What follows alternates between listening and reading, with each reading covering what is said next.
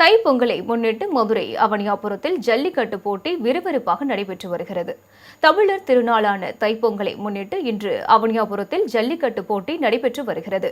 இதனையொட்டி அவனியாபுரம் சாலையில் உள்ள குருநாத சுவாமி அங்காள ஈஸ்வரி கோவில் அருகே அமைக்கப்பட்டுள்ள ஜல்லிக்கட்டு மைதானத்தில் ஏராளமான பொதுமக்கள், மாடுபிடி வீரர்கள் மற்றும் ஜல்லிக்கட்டு காளை உரிமையாளர்கள் என ஆயிரக்கணக்கானோர் குவிந்துள்ளனர். இதனை அமைச்சர் மூர்த்தி, மாவட்ட ஆட்சியர் பிரவீன்குமார் ஆகியோர் கொடியசைத்து தொடங்கி வைக்க உள்ளனர். மொத்தம் 12 சுற்றுகள் வரை நடைபெறும் இந்த போட்டியில் 1849 மாடுபிடி வீரர்களும் 3090 காளைகளும் பங்கேற்றுள்ளன. இதனால் அப்பகுதியில் போக்குவரத்து நெரிசல் ஏற்படாதவாறு போக்குவரத்து மாற்றங்கள் செய்யப்பட்டுள்ளன. மேலும் ஜல்லிக்கட்டு போட்டியையொட்டி 2200 போலீசார் பாதுகாப்பு பணியில் ஈடுபட்டுள்ளனர்.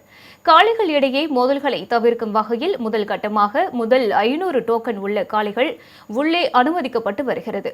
ஜல்லிக்கட்டு நடைபெறும் இடம், காளைகள் பரிசோதனை செய்யும் இடம், காளை வெளியேறும் இடம் என அனைத்து பகுதிகளிலும் சிசிடிவி கேமராக்கள் பொருத்தப்பட்டு கண்காணிக்கப்பட்டு வருகிறது.